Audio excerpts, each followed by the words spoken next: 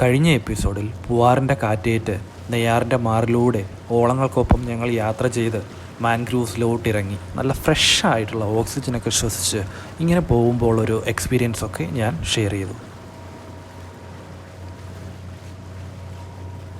പൂവാറിൻ്റെ 3000 വർഷം മുന്നേയുള്ള ഹിസ്റ്ററിയൊക്കെ നമ്മൾ സംസാരിച്ചു. പിന്നെ ബൈബിളിൽ പറയുന്ന സോളമൻ രാജാവും പൂവാറും തമ്മിലുള്ള ബന്ധത്തെക്കുറിച്ച് സംസാരിച്ചു.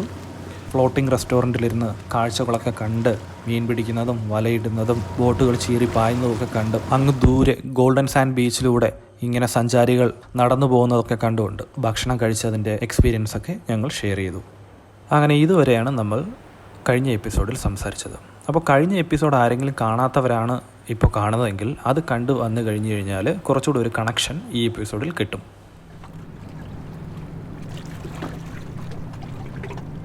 അങ്ങനെ ഞങ്ങൾ ഗോൾഡൻ സാൻഡ് ബീച്ചിൽ വന്നു ചേർന്നു.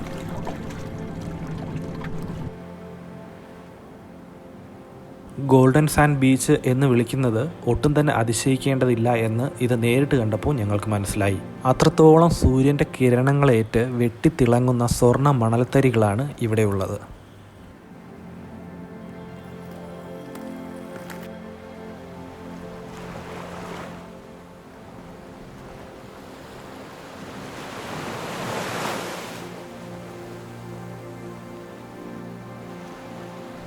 നമ്മുടെ ബോട്ട് ചേട്ടൻ ബോട്ടിനെ കെട്ടി നിർത്താനുള്ള ഒരു ശ്രമത്തിലാണ്. ഞാനിങ്ങനെ നോക്കി നിൽക്കുവാണ്. കാരണം ഒരു ചെറിയൊരു കമ്പിയാണ് ഈ മണലിലോട്ട് ഇടിച്ചിറക്കുന്നത്, എന്നിട്ട് അതിലാണ് കെട്ടി വച്ചേക്കുന്നത്.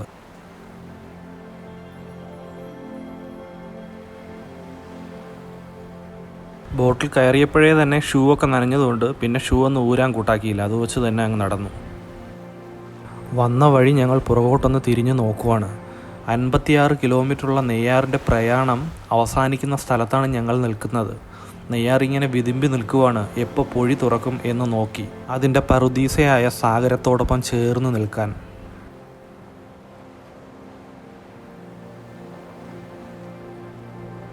ഇതാണ് തിരുവനന്തപുരത്തിൻ്റെ സ്വകാര്യ അഹങ്കാരമായ പൂവാർ ഐലൻഡിൻ്റെ 360 വ്യൂ. കേരനിരകളും കണ്ടൽക്കാടുകളും കൊണ്ട് ചരിത്രപരമായി തലയുർത്തി നിൽക്കുന്ന ഫ്ലോട്ടിംഗ് റിസോർട്ടുകൾക്കും റെസ്റ്റോറൻറ്റുകൾക്കും ബോട്ടിങ്ങിനും കടലും കായലും ഒരുമിച്ച് ചേരുന്നു എന്നൊരു വിശേഷണം കൊണ്ടും ഫേമസ് ആയ പൂവാർ.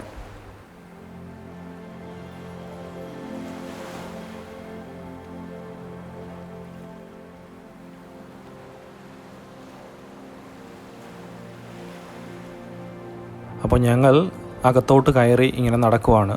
ആൾക്കാരൊക്കെ വന്നു തുടങ്ങുന്നതേ ഉള്ളൂ. ഇവിടുത്തെ ഈ കടകളൊക്കെ ഇങ്ങനെ സെറ്റപ്പാക്കി എടുക്കുന്നതേ ഉള്ളൂ. ഒരു പ്രത്യേകതരം കടകളാണ് ഇവിടെ ഉള്ളത്. കാരണം ഇതുപോലുള്ള കുറ്റി കമ്പുകൾ ഇങ്ങനെ നിർത്തിയതിന് ശേഷം ചെറുതായിട്ടൊരു ടാർപോളിൻ വലിച്ചു കെട്ടി ആണ് ഇവിടെ കടകൾ വെക്കുന്നത്. കാരണം എന്ന് വെച്ച് കഴിഞ്ഞാൽ 2 സൈഡും കടലും കായലും ആയതുകൊണ്ട് ഒരു പക്ഷേ ഏത് സമയവും തിരയൊക്കെ അടിച്ച് വരാൻ ചാൻസ് ഉണ്ടായിരിക്കും എന്ന് വിചാരിച്ചിട്ടായിരിക്കും എസൻഷ്യൽ ആയിട്ടുള്ള സാധനങ്ങൾ മാത്രം വെച്ചിട്ട് നടത്തുന്ന ഒരു കടയാണ് ഇവിടെ ഉള്ളത്.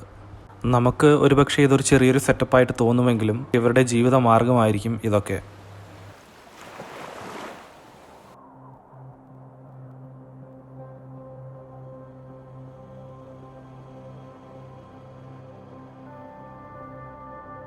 നല്ല വെയിലാണ്, അത്യാവശ്യം ചൂടുമുണ്ട്. അപ്പം ഞങ്ങൾ ദാഹം മാറ്റാൻ വേണ്ടി ഒരു കരിക്ക് കുടിക്കാമെന്ന് വിചാരിച്ചു.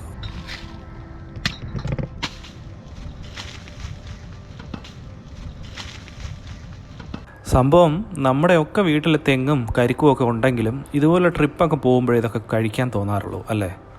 കരിക്കിനെ വെല്ലാൻ മറ്റൊന്നുമില്ലല്ലോ ദാഹം മാറ്റാൻ.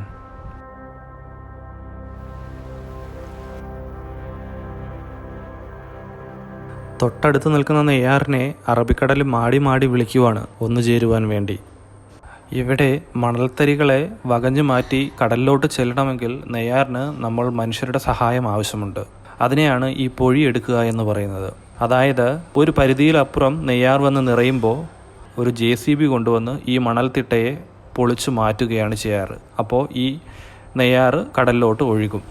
ആ ഒരു കൂടിച്ചേരൽ ഇങ്ങനെ നോക്കി നിൽക്കാൻ നല്ല രസമാണെന്നാണ് ഇവിടെയുള്ള ആൾക്കാർ പറയാറ്. എന്തായാലും കടലിന് ആവശ്യമായ നെയ്യാർ ജലം ഉൾക്കൊണ്ടതിന് ശേഷം കടൽ തന്നെ ഈ പൊഴി മണൽത്തരികൾ ഉപയോഗിച്ച് അടച്ചു വയ്ക്കുകയും ചെയ്യും.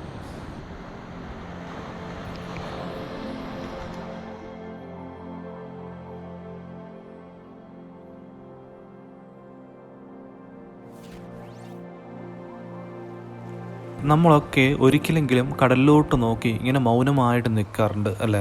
എത്ര സമയം വേണേലും ഇങ്ങനെ ഒന്നും മിണ്ടാതെ നോക്കി നിൽക്കാൻ പറ്റുന്ന ഒരു സംഭവമാണ് ഈ കടൽ. കടലിനൊരു പ്രത്യേകതയുണ്ട്. കടലിൻ്റെ മുന്നേ ചെന്ന് കഴിഞ്ഞാൽ കുറച്ച് നേരം ഇങ്ങനെ മൗനമായിട്ട് ഇങ്ങനെ നോക്കി നിൽക്കും, കുറച്ചധികം നേരം തന്നെ നിൽക്കും. അങ്ങനെയുള്ളൊരു എക്സ്പീരിയൻസ് നമുക്ക് ഈ നേച്ചർ റിസോഴ്സിൽ നിന്ന് മാത്രമേ കിട്ടാറുള്ളൂ.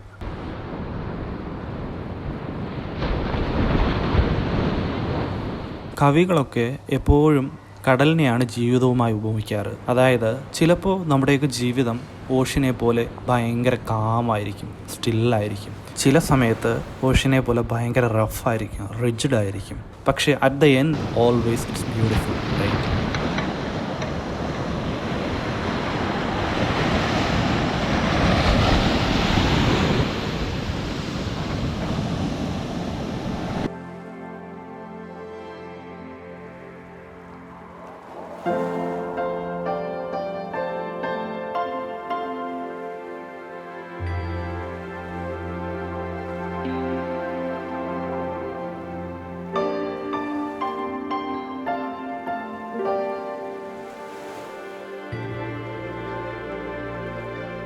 അങ്ങനെ ഞങ്ങൾ ആ കടൽ തീരത്തിനരികു ചേർന്ന് ഒരുപാട് സമയം എന്തൊക്കെയോ സംസാരിച്ചു കൊണ്ട് നടന്നു. അതുപോലെ ഒരുപാട് സമയം ഒന്നും സംസാരിക്കാതെയും നടന്നു.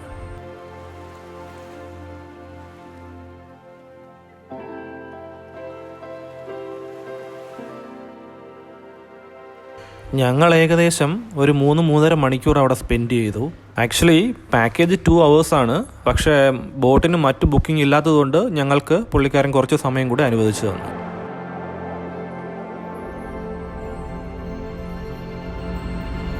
അങ്ങനെ ഞങ്ങൾ ഗോൾഡൻ ബീച്ചിനോട് വിട പറഞ്ഞ് തിരിച്ച് നമ്മുടെ പഴയ സ്ഥലത്തേക്ക് യാത്രയാവുകയാണ്. യൂഷ്വലി ഇവിടെ ഒട്ടക സവാരിയും കുതിര സവാരിയൊക്കെ ഉള്ളതാണ്. പക്ഷേ ഇന്ന് എന്തുകൊണ്ടോ ഇല്ല. ഒരുപക്ഷെ ഈ പാൻഡമിക് സിറ്റുവേഷൻ ആയതുകൊണ്ടായിരിക്കാം എന്ന് തോന്നുന്നു.